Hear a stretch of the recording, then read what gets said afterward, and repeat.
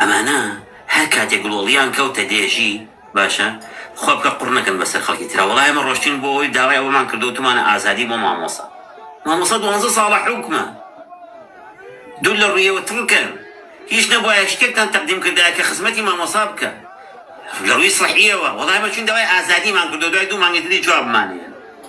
ئەی باشە خوێڕینە کە ئەمنا ئەوە پیاو بوویت و چوویت ئەی کوا ڕەفیقەکەی خۆتان کاگاوات هەر مامۆسا بوو ئەی بۆ نابووە ڕەفیقەکان وا من مشکیلەم نییە بە من نامێ پێویستم بە هیچ کەسێک لەغینم بکاتەوە باشە ڕەفیقەکانی خۆتان خۆ زۆربەی زۆریان گیرەوە دەبا قسێکیشتان لەسەر ئەوان بکردایە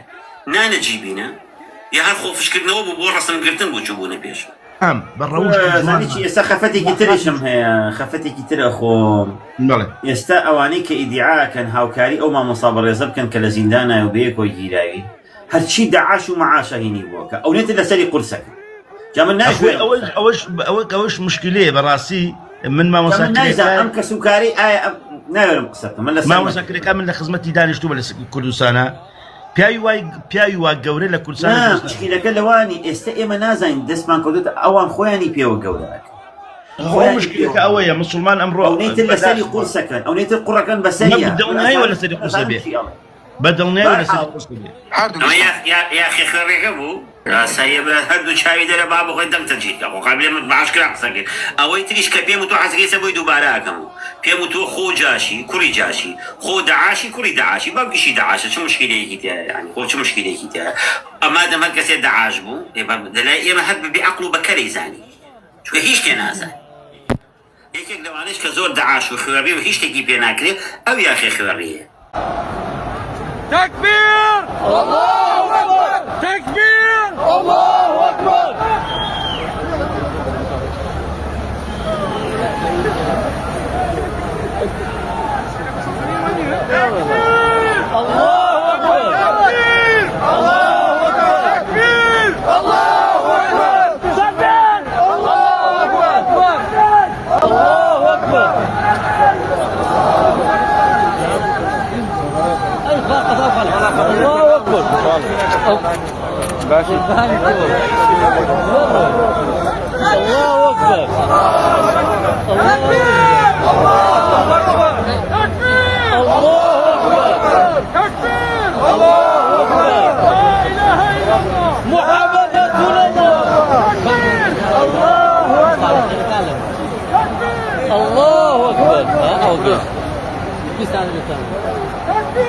الله أكبر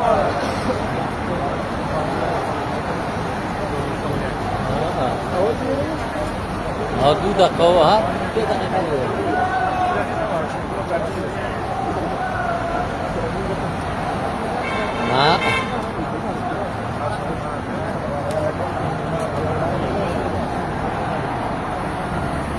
ما بس الورد